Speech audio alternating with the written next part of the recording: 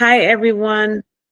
Hi, everyone. This is Nancy O'Neale. Welcome back to another podcast of That Man Jesus Ministry. And today I'm joined by my special guest for the second time. This is Ms. Kim Barnes. And today she is a financial professional. She's going to be talking with us about financial literacy. So we wanted to get more of the practical side of financial literacy to be a better help to those who are seeking financial education, and just to give you some talking points and ideas of what some possibilities are that you can do with your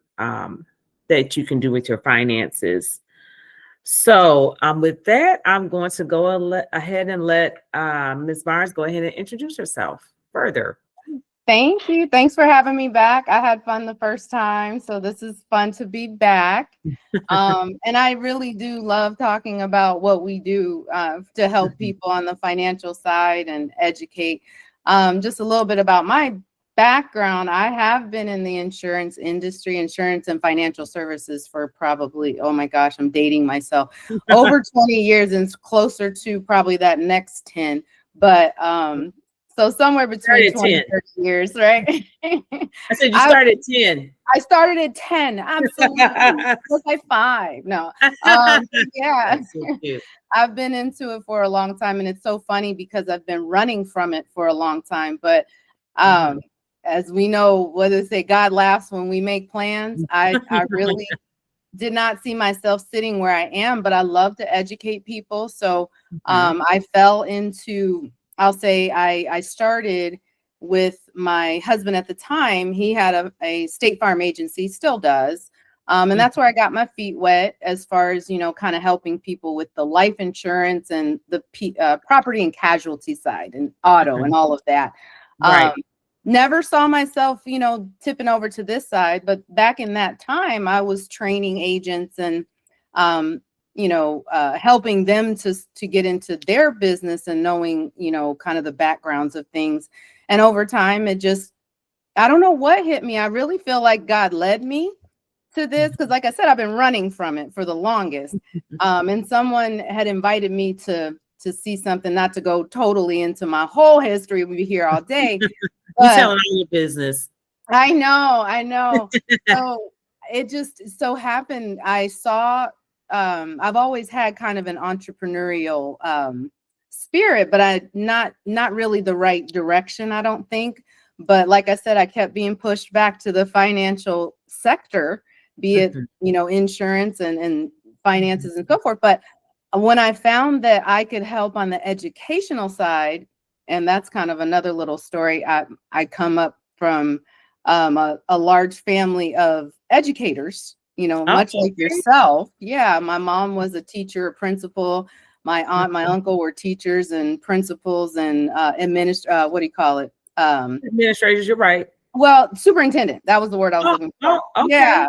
So it was like it was in my blood, but I never wanted to be a teacher. At least I thought I didn't. And my college guidance counselor, I was a little irritated with her at the time because I needed guidance, and I started out as a psych major, and I started out actually as an accounting major, and I didn't enjoy it as much as I did in high school. So I went to her for guidance, and she asked me, "What do your parents do? What was your mom? What was your dad?" And I'm talking teachers. My dad started as a teacher and then ended up being a salesman, an account manager. But what she said was, the apple doesn't usually fall far from the tree. And I said, that is the worst advice I've ever heard. So, many, many years later, here I am educating more adults than children, because I always thought teacher meant, being in the schools with children. And don't get me wrong, I love children too. But just the education of, or I should say the financial literacy is lacking in our communities so much. It really is. And it's not just the Black and brown communities. It's the white communities too. It's just those who were not brought up with the education just don't have it. Right. So yeah, I enjoy it. That's what we do. This now where I am now. And if you'd have told me even 10 years ago that was what I'd be doing today, or I say maybe 15 years ago, I'd be like, no way. But I love Yeah. it. I love it. Yeah, I have a similar story to what you're saying. My mom was a professor, and then she went into administration, and I did not want to become a teacher. That's like the last thing I wanted to do, and it just would not leave. I'm like, oh my, I went and got other degrees, and it just, like, for instance, I went back and I got my first master's in communication. And I ended up getting a fellowship in the Office for Teaching and Learning. I'm like, I cannot get away from this. It just would not leave. So I even went, when I'm in the master's program, I'm almost done. And I went to the College of Education. I just walked over there one day from my little fellowship place. And I said, what do I need to do? What do I need to do to get my degree? And they're like, oh, well, you know, your what is it? Your undergrad is in journalism, and we're phasing that out of the high schools in Michigan. So they're like, well, basically, and she just looked at me. She was like, you're going to have to start over. And I'm like, what? Like, that doesn't make any sense. I'm like, I'm almost done with the master's, and you're telling me I have to go back to school again for another degree. So, because some people, depending on what year they graduated and when they were interested in a teaching career, they just went and took an equivalency exam and they started teaching. So I'm thinking, like, I just didn't think it was going to be that big of a deal. And so I went into sales for like 11 years after that, because I was like, I have enough education. I don't want to go back to school. And I finally just gave in after 11 years of selling insurance and real estate. And I was like, okay, I'm going to do this. So yeah, so that's kind of my roundabout story. And I've been, teaching now this is my 7th year teaching. So awesome. Well, that's great. Yeah, but more about you. So I don't want to spend a lot of my time speaking myself. No, I love it. I just want to share that we have similar backgrounds. So every week I have a blog on the That Man Jesus website. And so last week I spoke about health and wellness. And this week I'm focusing on financial wholeness and peace, because one of the things that I've said on other podcasts is that there's no stress like financial stress. And some people don't see that correlation between finances and health. But when you can get so stressed out about, I'm saying you, meaning people in general, can get so stressed out about paying their bills, it can definitely start to break them down physically. And we see these chronic conditions where people have pain and, numbness, and, it can even be more severe than that. And they don't really know where these things are coming from. But a lot of that starts just from stress. Yes. No, that's 100. You're 100% right on that.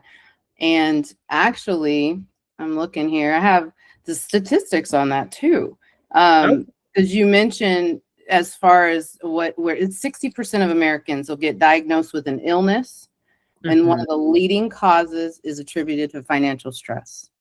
Yeah. So you are dead on. So that's getting in control of your finances. It's important. It's more than just something we talk about. Absolutely. And there's even, and this happens to me every time that I get on, because I don't always have the addresses, but the Lord will bring these verses back to my memory. But there was a woman who, she, in the blog, I talked about how she was down to a pot of oil, and a prophet came to her and asked her what she had in her house. And she said, I don't have anything but a pot of oil. So he said, go borrow some vessels and put oil in them. And she ended up starting a business just out of her need. And so this is 2 parts. And this is kind of so let me finish this point first, and then I'll get into what else I want to say. So the first point is, her husband, who passed away and she became a widow, is a person who got her in that situation, because he had a whole lot of creditors. And, maybe his death was unexpected, but when he died, he owed all of this money. Well, during Old Testament times, what they would do is they would put their children into slavery. And she's like, my sons are about to go into slavery. I need, she went to the prophet because she said, you knew he was a man of God. he had all this debt and he died. And she's like, what am I going to do? And so we never want to be in that situation, but it happens to a lot of us. Like you said, sometimes the one spouse handles all the finances and the other spouse, and that could be male or female, is just in the dark and they don't really know what's going on. And then something catastrophic happens and they're in a limbo.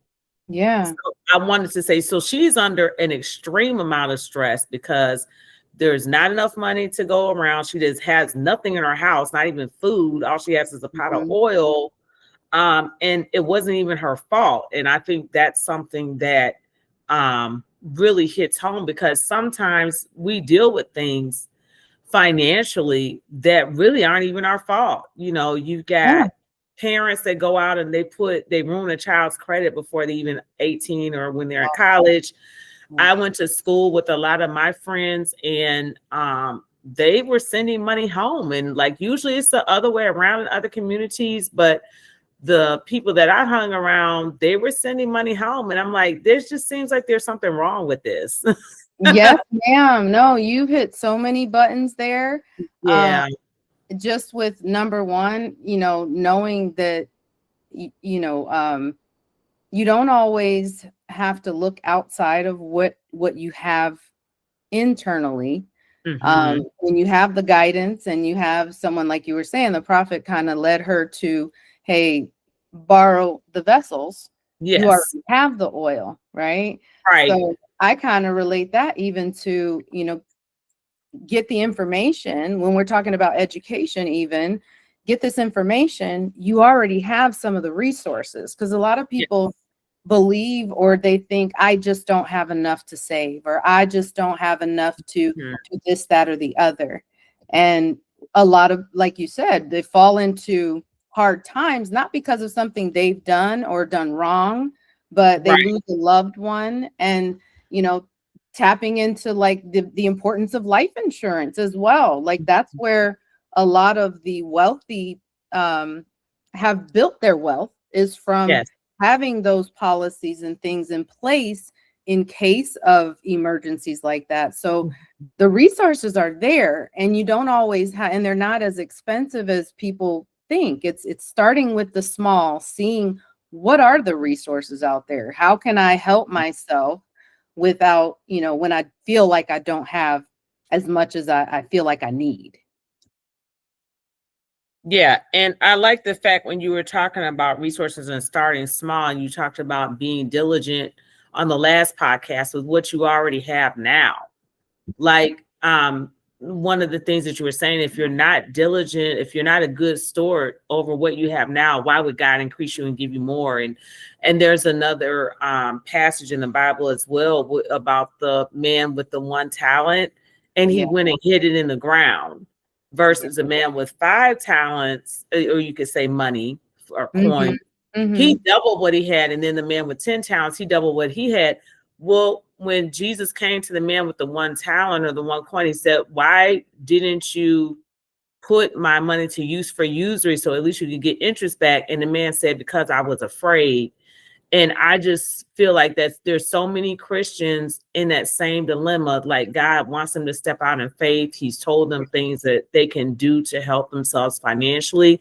But because people are so attached to fear, like the fear has like limited them, kept them in bondage, actually moving forward. And fear is just perverted faith. So a lot of people are just like, they're afraid that whatever God tells them not to do is not going to work.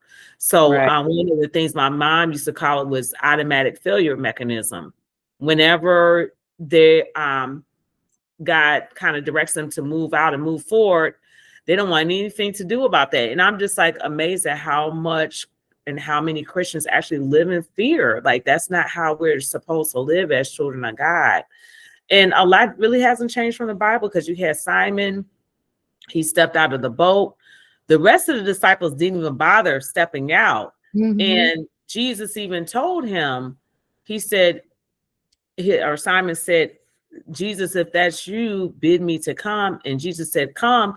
But at least he started walking. So he started walking in faith, But then the winds and the waves came, and that's when he began to sink. And I think with a lot of us, we hear God, we want to do what he tells us to do, but then we look at our circumstances, or we look at, whatever this insurmountable giant or mountain is in our lives, and we say, we can't do that because this is in the way. And then we start making excuses, and we actually start doubting and talking ourselves right out of what God's trying to help us to get out of.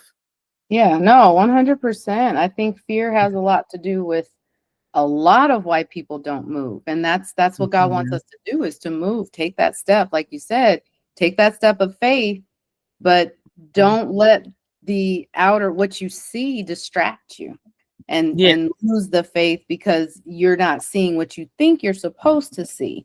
And then there's another passage in the Bible that talks about, and I can't, and see, I'm also one that with the scriptures, I'm still working on my scripture memory. I can help you look some of these up.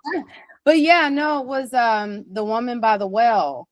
Her son was starving, thirsty, all this, and then the angel came down and said, what's wrong? And she's crying over what she doesn't have, and there's no water to drink, and her son is going to die.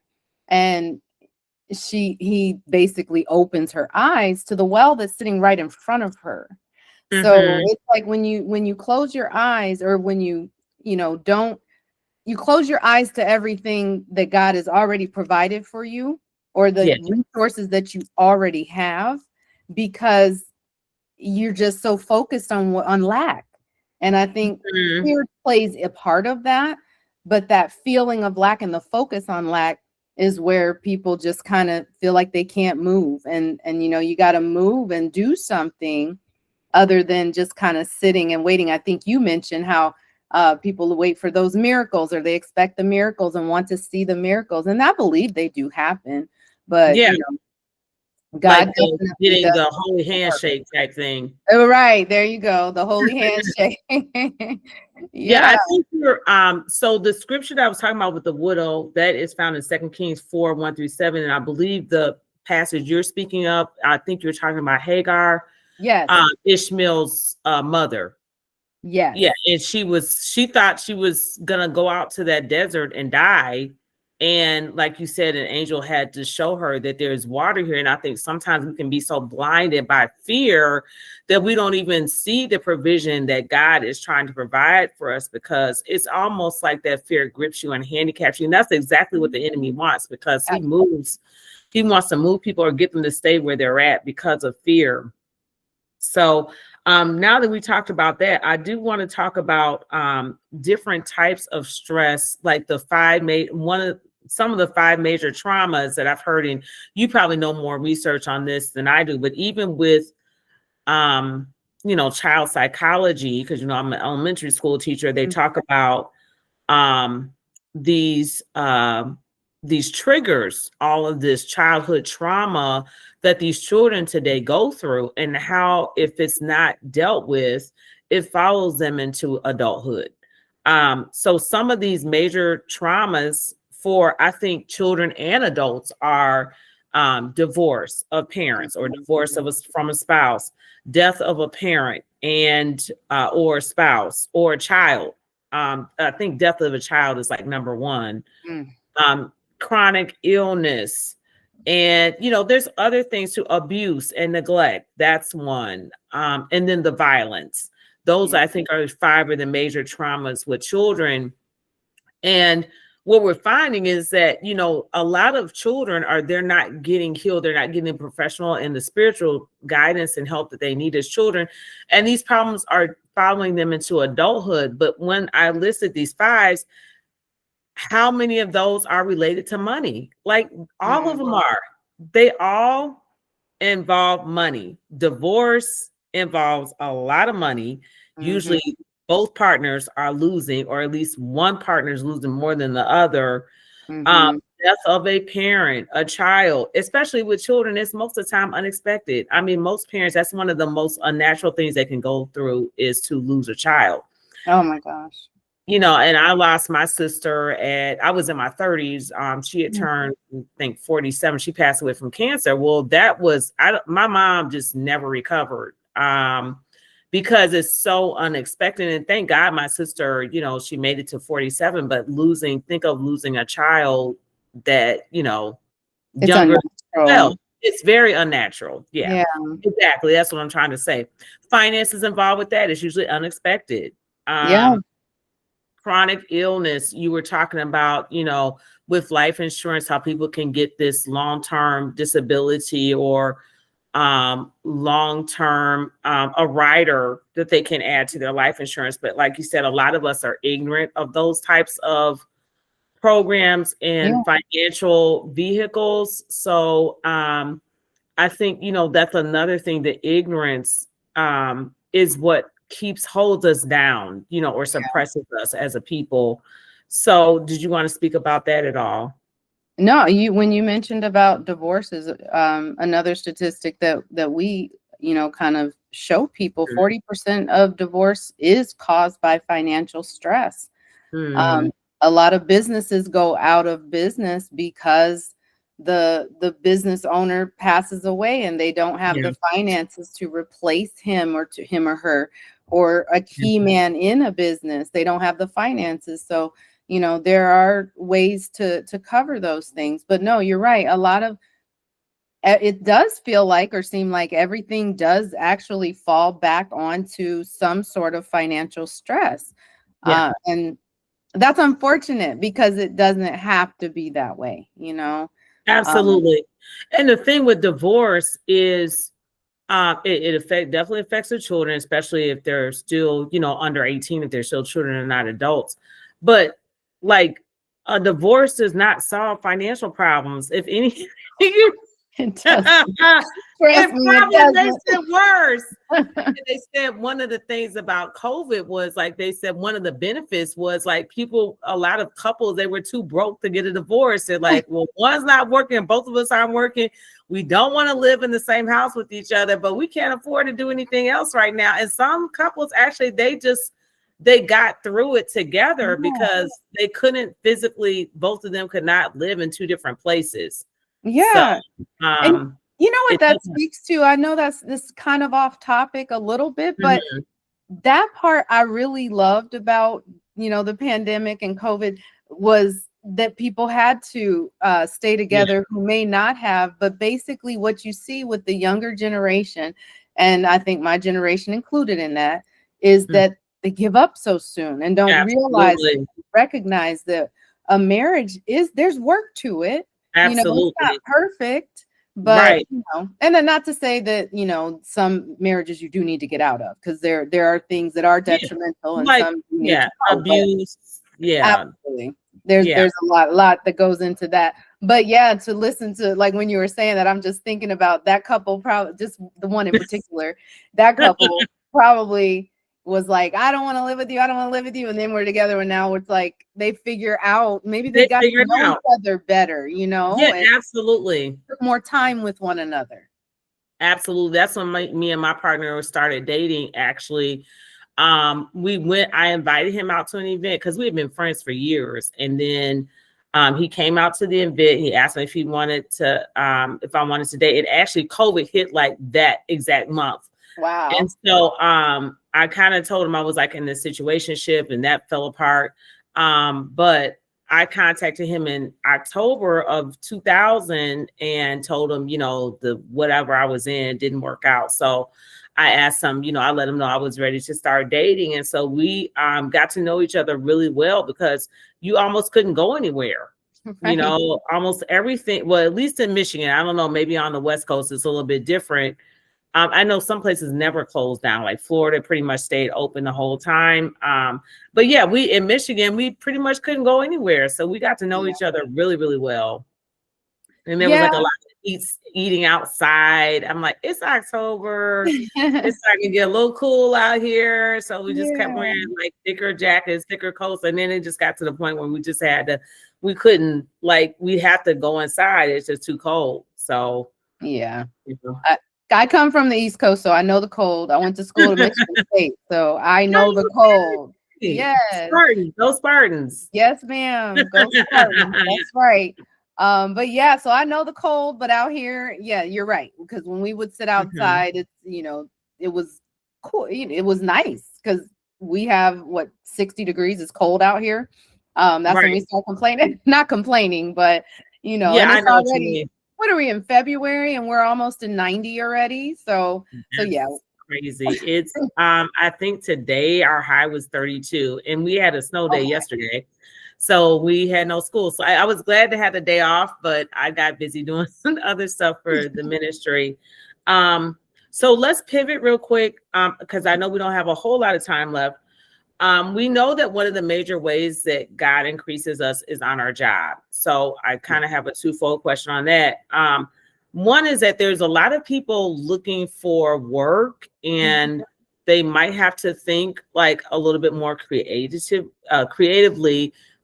Say they might have to pivot. I know sometimes I've done resumes that just like listed my skills instead of so much, especially if they've had like gaps in employment because of COVID or, long-term illness or something, or they were like on disability. So how can you like relate to that, like you were talking about going back to people giving up so easily? We know like the suicide rate, especially among young adults, is so high right now. And I think that so many young adults are so optimistic when they get out of school, they're going to land this perfect job. And some of them are like, well, if I don't get the perfect job that I want, I'm just not going to work. And, you got millennial parents to say, look, I cannot take care of you forever. Go out and start somewhere. Cause I know I wasn't all that happy or thrilled about my first job, and I was working for a nonprofit, and I saw my first paycheck and it was like $600, I think it was like $660 for every 2 weeks.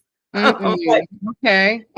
Yeah, this is not going to go too far, but it was something. And then, God has continued to increase me since then. So would you like to speak on that for a few minutes? God is good. God is good. But yeah, I hear you. Getting out of college, people think, or those kids think that they're going to go from college to a great job, like you said. But I also think, the times have really changed too, where there is a lot more encouragement for the entrepreneurial side. Yeah, absolutely. But working for someone is good too. Not always are you necessarily going to, because I think I hear a lot of young folks who, I don't want to work for somebody else. I don't want to work for, I want to be independent. But the problem is a lot of people also don't have the discipline to be independent. So they need to work for someone first, right? They want to go right into entertainment. They want they said this is the students that I'm with. They want to be rappers or athletes. And there's nothing wrong with having those aspirations. What I tell them is that a lot of those people that, in the entertainment industry that you look up to, they got an education. Yeah. So it's like you either have to have like a trade or an education. And the biggest thing, both. No, absolutely. I agree with you 100%. And the biggest thing they need to have is a work ethic. And I think a lot of that has really diminished amongst a lot of young folks. And I want to say, and I don't want to say this in a bad way, but social media kind of contributes to that because, of course, what do they say? It's the Facebook life. It's the IG life. It's what you're putting out there, the best day that you've ever had. Right. When you get away from that camera, and what do you really have? So I think a lot of the young folks that are coming up, and that's all they've known is the computer and technology and what they see.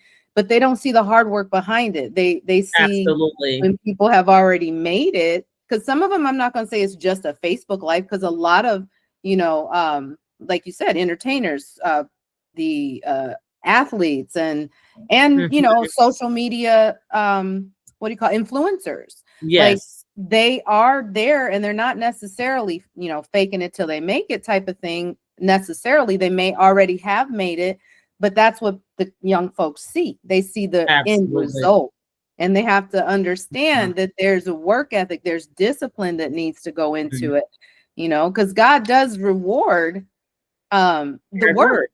The work. Faith without works is dead, right? Absolutely. I know that one. That's good. That's good. Yeah. And, the other thing too is that the Bible also says, and I know this is in Proverbs, don't despise small beginnings. Amen. And one reason, as you said on the last podcast, that God does not give us everything at once is because he knows that it can ruin us, that you never want to ask God to put you in a platform or at a level that you can't sustain because we don't have the character to maintain it. So it's not just about getting there, it's about staying there once you get to that level. And then if the character falls apart and you are on a national platform or international platform, it doesn't bring any glory to God anyway. So, one of my favorite stories in the New Testament, in the Gospels, is about the prodigal son. Well, he blew his funds. We talked about this on the last podcast too. He had a wealthy father.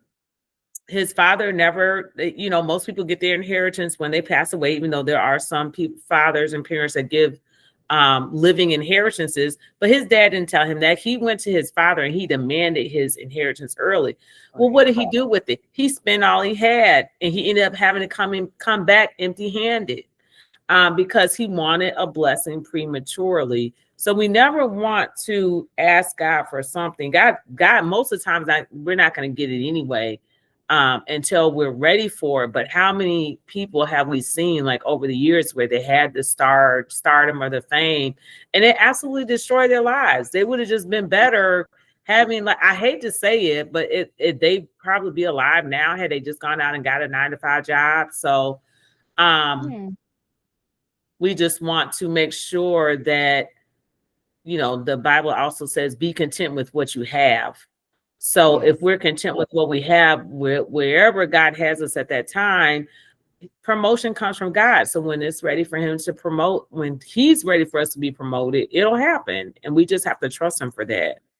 Amen. No, for real. God's time is never late and it's never early. It's not too early and it's not too late. It's right on time. Right on we have to be patient and go through, that's the other thing too, is a lot of people, especially the young folks, and I'm not going hard on the young ones because, I've been there too, where you just kind of feel like you want to give up because you're not going anywhere. And you're, rather than saying, why me, it's, how is this actually helping me be a better person? How am I growing through this? Don't just go through it, grow through it. Right. So that's one of the things that, I see, and I have to tell myself sometimes when I've got things that I really want to do and it just doesn't seem like they're coming together the way that I wanted them to.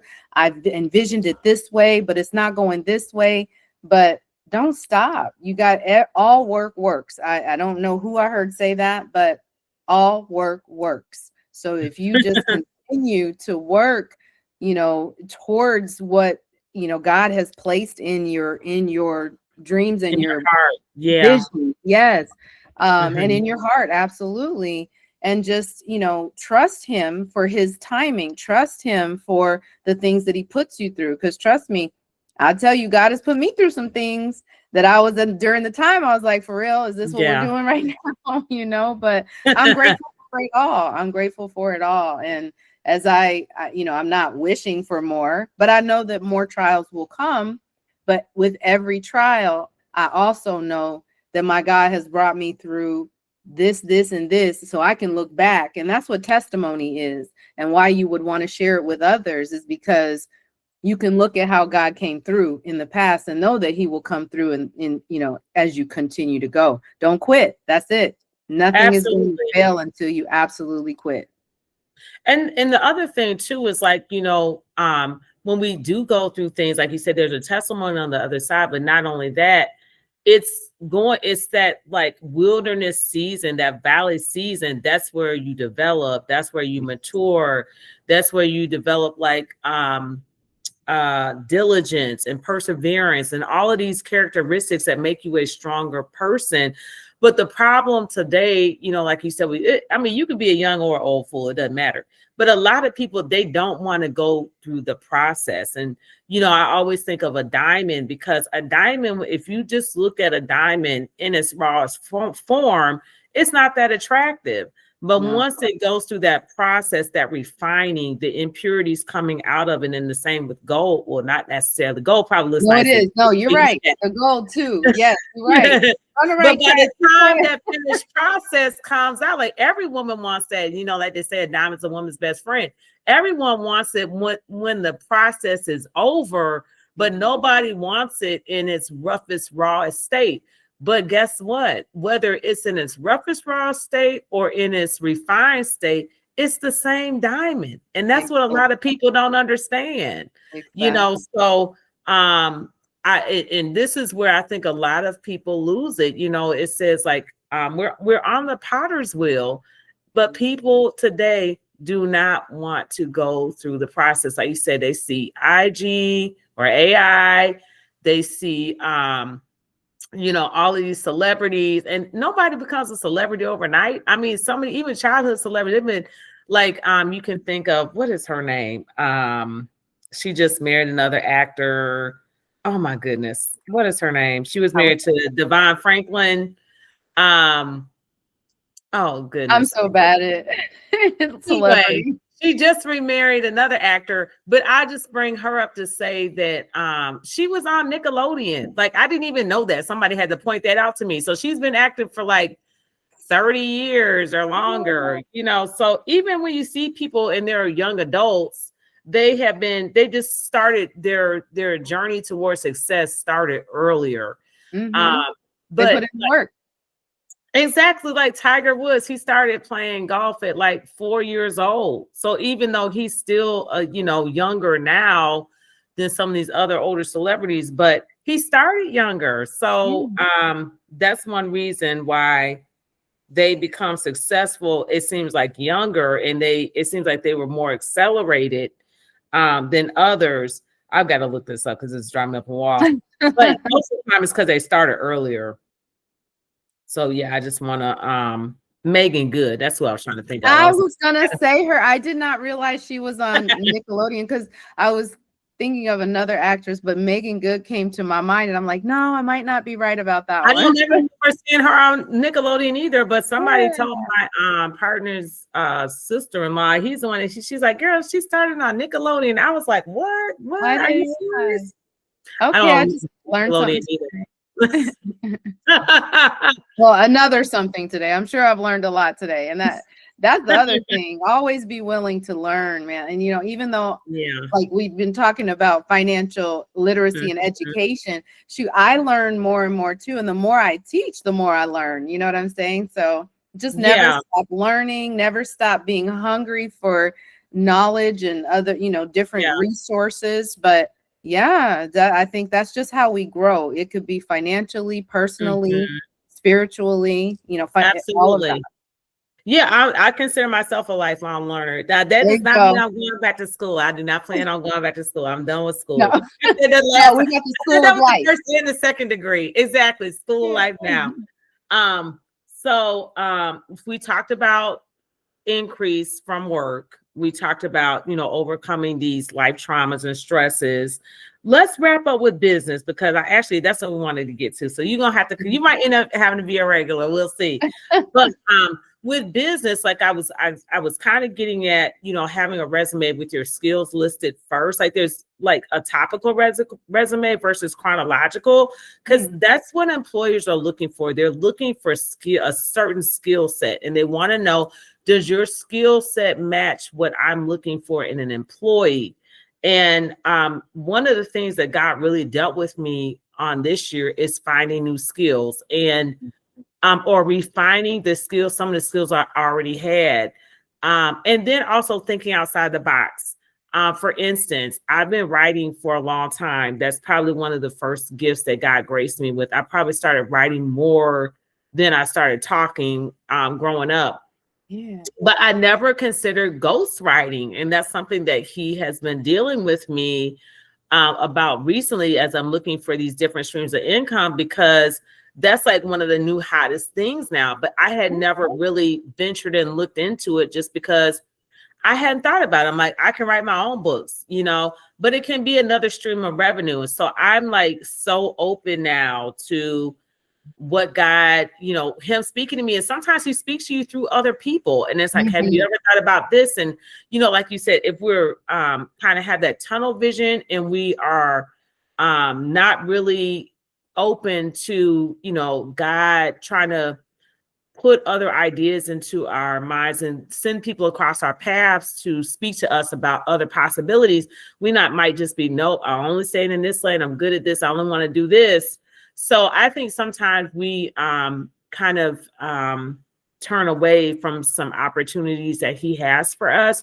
Once again, out of fear or just the unknown, like I've never done this before. And, sometimes there's a little bit of anxiety anytime we venture out and do something new, but then that's what makes life exciting too. So I was like, oh yeah, let me look into this. So I'm going to dabble around with that and see how that goes. No, I love that. You're speaking to my spirit. I was just telling a friend a couple things that came to mind there. First of all, I used to write a lot too. I used to read a lot. I used to write plays and all these things. And without getting into a whole story here, but it just, there was something that was said in, I think it was probably a podcast. I do a lot of self-development. And well, this one had to do more with this was a Bible. This was more, how God has made us creatives. We are, made in his image. So we were made to be creative. Yes. So with that being said, there was a little video, and I won't go too much into it, but it was super cute. And the little girl and her mom were going back and forth, and the little girl was just, she was very headstrong on what her opinion was, and her shoes weren't matching. Well, the shoes were two different colors, but they matched the color she had on. And her mom was like, you have on two different shoes. And anyway, moving past that, I had sent that to my girlfriend, and I said, it reminds me of you and your granddaughter. I'm not sure how she is with you. And she's like, oh yes, these kids are, they're such creatives these days. And it just hit me. I'm like, it's not that kids are just creative these days. We were all made that way, but the kids are not tainted by the world. So absolutely, that's where you're talking about that fear, the pride. I was saying to another person, a friend of mine who is helping me have a better social media presence, and she's literally almost 30 years younger than I am. Oh, okay. But I'll say she's about 20. You can learn from the young people. Absolutely. And I was talking to my daughter one day, and I said, I like to listen to young people, not to say that, because even at us in older, we're not old, we're older, older than those young folks, but I still feel young. But I don't look at someone who's young and say, they just haven't lived yet. They don't know yet. Yeah, right. And I don't look at them like I just know more than them in everything. You know what I mean? And I've seen where some older people feel like this child can't tell me anything. But I feel like, just like you're saying, God will put people in your path to help you. And it isn't necessarily about their age. Shoot, my pastor who does our Bible study every Saturday is probably a good at least 10 years younger than I am. But he's so much further along in the word than I am, and in his walk with the Lord, so I see all of that. Like you're saying, when you run into someone, don't let the fear or the pride get in the way of what God is putting in front of you, because that could be your next resource. And tap into that creativity. Like, I love hearing you talk about, your writing and the ghostwriting and that, because that just sparked my thought, like, okay, let's talk more about that. Yeah, when we talk about wealth building, and so I got to have you come back because I don't want to take all your time, but you almost have to do this in building blocks of financial literacy. But like Dave Ramsey, I think he's not the only one, but I've heard other planners too say that you need like 5 different streams of income. Like one is not enough, because we've all, we've seen it with the massive layoff of these 400,000 African-American women across the country with the government, which is like, I think our nation's largest employer is the government, or it's either first or second. So, we don't want the enemy to allow us to be knocked out with one blow. So we always have to have something. Even when I was in insurance before, I pivoted a little bit earlier than I wanted to before going into education. But what if I hadn't had that? I mean, I was already devastated. I was floored when I was severed from the company I was working for. Mhm. But I knew I was only going to be there for I was only going to be in the industry for maybe a year longer. But so, like I said, unexpected. A lot of times tragedies and catastrophes happen. That's why they're called tragedies, accidents, catastrophes, because they're unexpected. Right. So I really had to, my income was just everything. My income was affected. I mean, I was totally devastated and floored. And I went home that day and I told my mom what had happened. And she's like, you know what? This is not the end. And she just was like, let this be, don't let these things be stumbling blocks. Let them be stepping stones. And so she really had to minister to me because, like I said, I just, you kind of, you go along in life and, we build ourselves up in companies and careers. And then you kind of feel like the rug was just taken from under you, or you hit a brick wall and you almost kind of look like, well, where do I go now? So that's why we're talking about these things. So one blow never, it don't allow one blow to knock you out. Absolutely. You always got to have a backup plan. You want to have those 5 streams of income going. So if something happens, you can just make an automatic pivot, like, okay, that didn't work out, on to the next. So that's, I grew up just always knowing, like, you want to have a business and a trade, and you want to have the education of business and a trade, like Rich Dad, Poor Dad, that's all the way.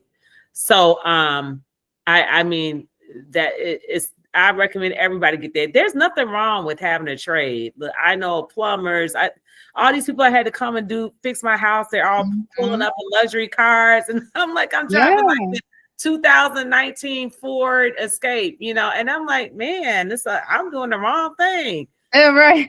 Well, gone are the days that you have to get a 4-year degree. It's not necessarily, not to diminish the importance of that for, specific specific industries, but it's the trades. It's the, entrepreneurship is a good idea because, quite frankly, it's a God idea. Absolutely. And that's why so many young people, they're veering away from college because they see those of us who have already graduated, they see like the overwhelming amount of debt that people, especially with multiple degrees, can get into. Thankfully, I had some scholarships and fellowships that helped me along the way, but my teaching certification and that degree, that's what's got me in debt now. My other 2 degrees are already paid for. They look at, some people, they have so many student loans, they can't buy a house. Like, there's something like philosophically wrong with that.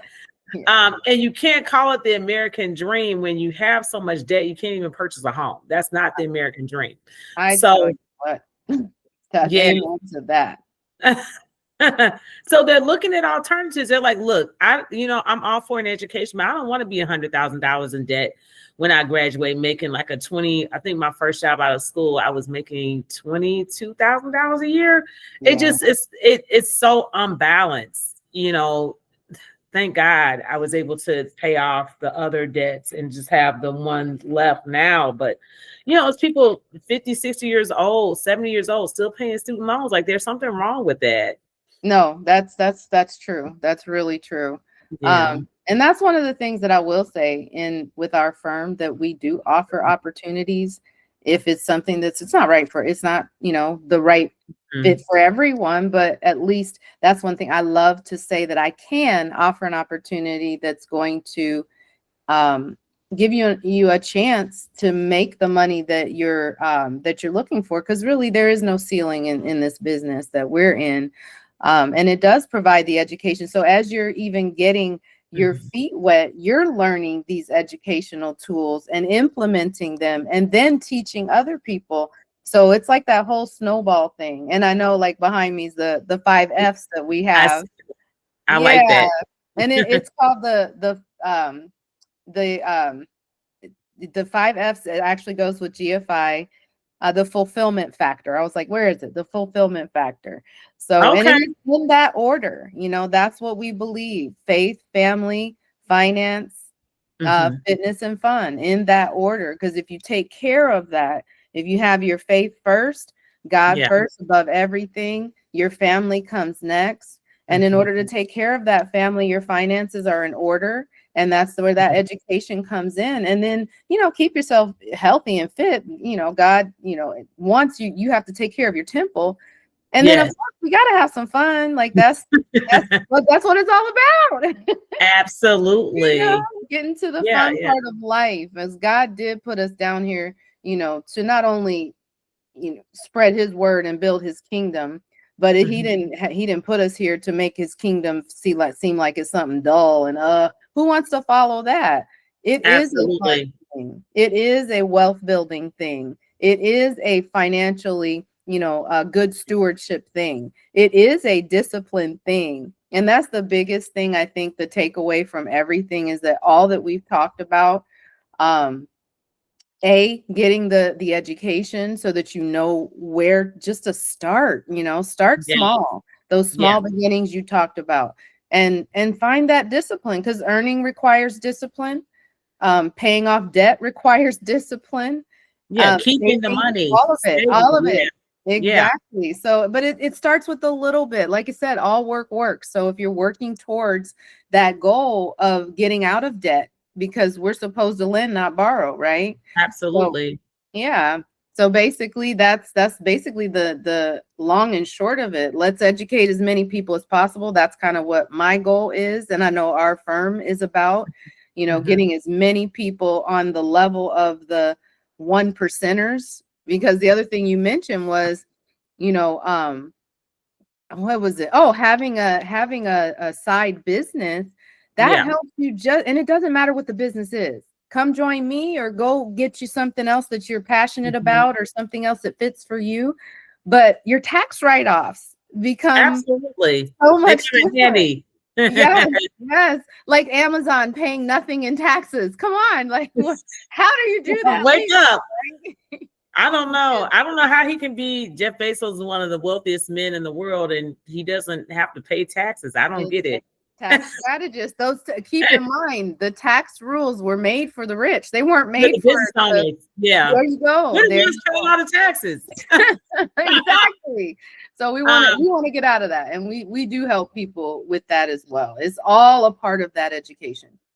Yeah, well, I have to have you again. I do have another guest next week, and I want to give you as much time as I can. So, maybe 2 weeks, and because I feel like this is done in a series. Like I talked about the wealth building blocks, and I feel like the next show I really want to get into the wealth building. We kind of talked about going from not having enough to just enough, but honestly, like living paycheck to paycheck, that's stressful too. I'm in that situation. I do not like living like this. I don't like being in this situation, but I had mentioned those housing repairs have got me to this point, because I try to keep my expenses as low as possible. I usually didn't have, if I needed funds, the funds were available. And now, things are tight, and I do not like feeling like this at all. And most women are like that. We want some kind of a cushion. Yes. So we got to talk about security. The more than absolutely. Enough. Yeah, and financial security as well, because absolutely. Like I said, the financial stress is just crazy, and nobody wants to live paycheck to paycheck. That in and of itself is stressful. Not knowing if you're going to have enough to make ends meet is extremely stressful. 100%, and that's another statistic that we share. 63% of Americans. It's not just women. It's not just men. It's 63% of all Americans are living paycheck to paycheck. And and like you said, when you got let go from your job, I've been let go from mine, and it's like, okay, now what? You're picking up the pieces. When if we had a game plan in place ahead of time, then like I said, it's just a soft pivot. You just and it gives you so much more confidence too. Oh, you're not like trying to hold on to it. Oh, please don't let me go. Please don't. You be like, right? No, I already got something else lined up. But goodbye. I want to leave anyway. Absolutely. I see jobs as training ground, and that's what I really feel like. If you have even a little bit of an entrepreneurial spirit, get a job, in something, you know, that's going to help you to build your discipline, your education, your information, your how to, and get to know people, find your mentors or the person who's going to help you. How does this business run, or whatever that case may be? I see it as training ground, you know. Absolutely. So yep. And Roland Martin, he was just waiting on him. He just made his pivot and moved right on up and did his own thing. There you which go. is, you know, that's the ultimate, you know, success is always the best revenge anyway. And, you know, a lot of these corporations, they act like they own you, that like, you know, people are disposable. And we have to show them that, you know, God put something in me that these jobs and corporations can't take away from me. So amen. So, and I wanted to leave on this that 1 Timothy 6:17, God gives us all things richly to enjoy. That's what you said at the end.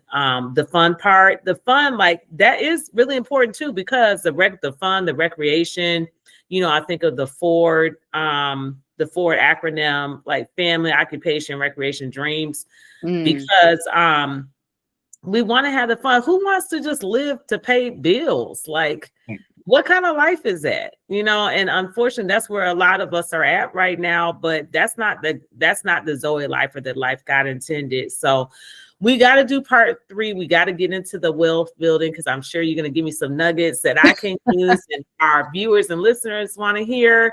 So just one off, just let me know if 2 weeks from now is good, and it'll be perfect if you can come, because Dr. Nicole Parker, I know you're not in the area, but she will be our speaker at our next in-person event on March 14th. So I would love to just kind of focus on the finances leading up to that. Thank you so much for being a guest today. I know I've gone over your time, so I know you got to get to you said like an online meeting. So I'm going to let you go, but definitely let me know if you're available 2 weeks from today, and let's see if we can make that happen to talk about some wealth building and wealth accumulation. So thank you once again, guys. Okay. Thank you for having me. This was fun. It was fun. All right. Well, I'll send you an email with the link for 2 weeks from today. Sounds good. All right. Have a good evening. Enjoy. Have fun at your meeting. Thank you, darling. Bye. Bye-bye.